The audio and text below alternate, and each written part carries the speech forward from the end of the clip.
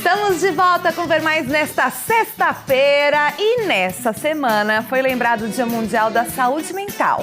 E ao longo de todo o mês de outubro são promovidas ações de conscientização da importância desse tema. Aqui no Ver Mais a gente sempre fala sobre isso, né?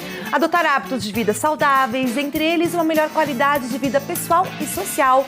É um começo simples e barato. Nosso local de trabalho, por exemplo, é onde passamos a maior parte do dia, sendo de grande importância o desenvolvimento de uma cultura de ambiente saudável. Para falar sobre esse assunto, eu tenho o prazer, eu recebo aqui no estúdio as proprietárias do grupo GFP, que é o grupo Fabrícia Peron, a psicóloga do trabalho Fabrícia Peron e a especialista em gestão de pessoas e educação financeira, a Mônica Guedin.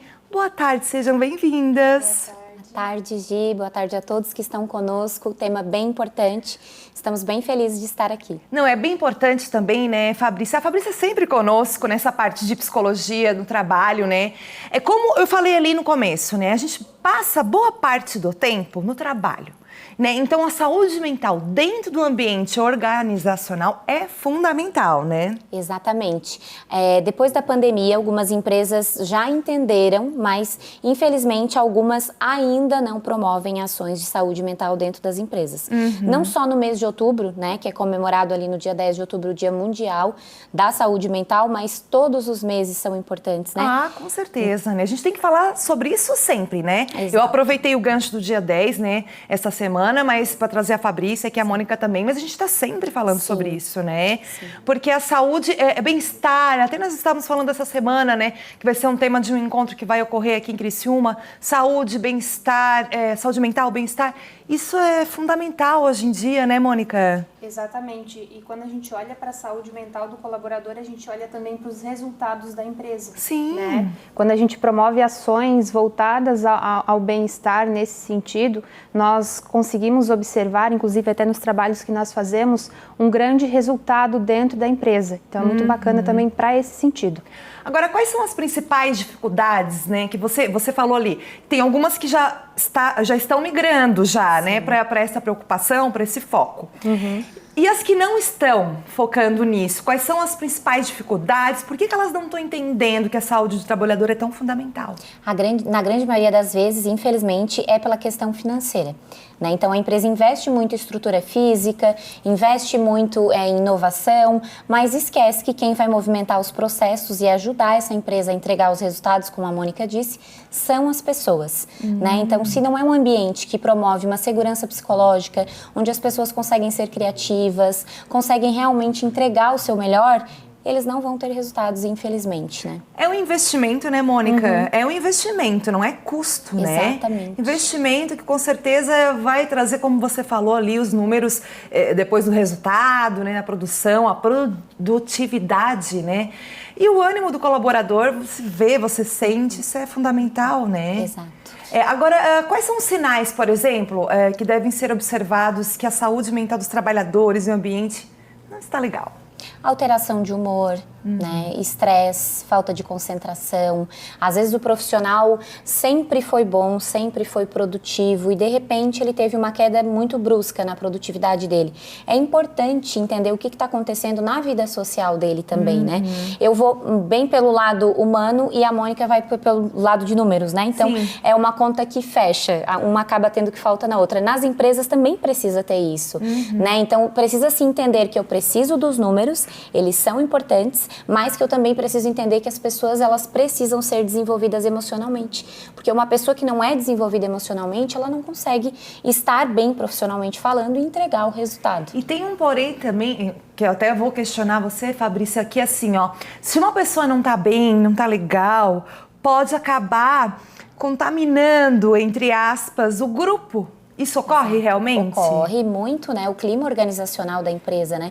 Às vezes a empresa ela tem uma cultura, ela já tem uma filosofia, ela já tem um clima organizacional e essa pessoa não está bem, está com problema em casa, no relacionamento, afeta todo um setor, com certeza. Agora, tem uma pergunta que eu acho bem interessante. Quando o estresse do dia a dia, porque a gente fica estressado, né? Eu não fico. Nem eu, nem nós, né? Nós não ficamos. Às vezes, só um pouquinho. Mas a gente fica feliz. Mas quando o estresse do dia a dia pode se tornar um problema grave? quando a pessoa não consegue elaborar as suas atividades, sejam elas pessoais ou profissionais, né? Então, a pessoa não consegue mais cumprir uma rotina, né? Não consegue ter disciplina, às vezes não consegue dormir direito, leva trabalho para casa e vice-versa. Quer dizer, quando altera demais, não é um dia, mas quando você vê que isso não tá mais, você não tá sentindo mais prazer e altera muito, aí é para procurar uma ajuda. Exatamente. Sim. E não só no profissional, né, Gi? Então, o que acontece? Na grande maioria das vezes, a pessoa está com um problema pessoal e, às vezes, ela acaba procurando porque afeta o profissional, né? Então, por medo dela perder o emprego, a empresa está cobrando o resultado, muitas vezes ela acaba buscando uma ajuda se a empresa não fornece. Mas isso é bem mais difícil. Então, quando a empresa fornece alguma prática de gestão de pessoas, de psicologia organizacional e do trabalho, ou ela tem um setor de RH ali dentro que se preocupa com as pessoas, esse profissional pode buscar esse recurso ali. Agora, quando não tem ali, muitas vezes ele não vai buscar fora da empresa. Quais os cuidados daí que devem ser tomados? Pelas empresas. Sim, sim. Primeiro, investir em pessoas, né? Se você é o proprietário da empresa e você não sabe lidar bem com essa situação, com esses conflitos, você precisa trazer alguém que saiba fazer isso. Então, você pode contratar um psicólogo, você pode terceirizar isso, você pode contratar um RH, né? Uma pessoa que trabalhe com gente e gestão. Então, é uma prática fundamental. Eu sempre falo que escrever frases bonitas na parede não ajudam, né? As pessoas precisam ser vistas. Com certeza. Aí agora vem a parte da Mônica. Você tem aumentado, né, a procura? No caso, vocês têm uma empresa de consultoria, né? É um grupo, né, Fabrícia? São vários psicólogos, várias pessoas, né, que estão integradas no grupo. Mas você que daí da parte de administração, o que você tem notado na procura, no interesse da classe empresarial? O que a gente observa, né? Depois da pandemia, de forma geral, a questão pela busca da gestão de pessoas, de olhar para a saúde do colaborador, ela aumentou, né? Sempre teve a procura, né? Mas depois disso, claro, né? A pandemia ela trouxe vários reflexos para dentro das organizações, né? A gente conseguiu ver isso através do nosso trabalho também, né? Teve uma maior procura em entender o que estava acontecendo, até por causa dos resultados, né? Entender o colaborador e trazer esse auxílio para dentro da empresa. Então teve sim esse aumento, em especial depois da pandemia. Ah, isso é interessante, muito interessante. Agora tem um assunto, a síndrome de burnout, né? A gente até conversamos sobre isso aqui. Que é algo que também tem a ver com isso tudo, né, Sim. Fabrícia? Sim, a síndrome de burnout, ela é causada pelo excesso, né, de estresse no trabalho. Então, ela é necessariamente por conta dessa questão, do trabalho. A pessoa tá bem lá no pessoal, tá tudo certo, mas ela tá se sentindo incapaz profissionalmente falando, ela tá num ambiente de muita pressão, ela não tem segurança psicológica dentro da empresa, ela não consegue elaborar suas atividades ou entregar as expectativas da empresa. Muitas vezes, ela pode estar com a síndrome. Porque assim, qual é a diferença de daí tu tá cansado, tá bem cansado, ai, tô cansada, e é uma síndrome? Qual é o sinal que diferencia? As diferenças são gritantes, né? Se eu não durmo, por exemplo, né?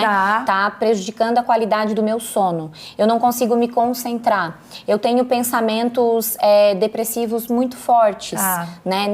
Não pensamentos de tristeza, mas pensamentos de que eu não sirvo para nada, pensamentos às vezes até de que eu não vou dar certo, ou até de tirar a própria vida, né? Às vezes o profissional tem. A gente vê um número muito grande de suicídios por conta do trabalho. Então, quando começam a afetar sono, dia a dia, a pessoa vai trabalhar, às vezes vai chorosa, volta chorosa, já não é normal. Aí, no caso, faz uma terapia ou troca de emprego? Claro, buscar o profissional, a gente sempre orienta aqui, né?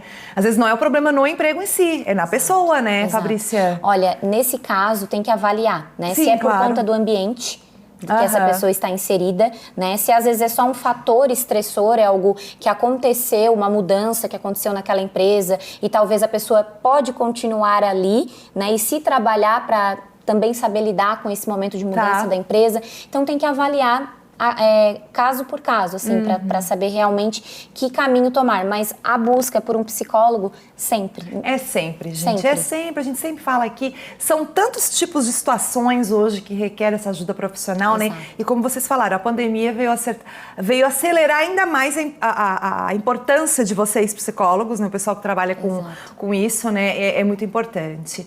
Fabrícia, Mônica, mais alguma ação que vocês estão planejando para agora, para outubro, para os próximos dias? Olha, a nossa intenção é que os empresários entendam, né, as empresas entendam que precisam desse recurso, que principalmente o empreendedor entenda que a empresa é o reflexo dele.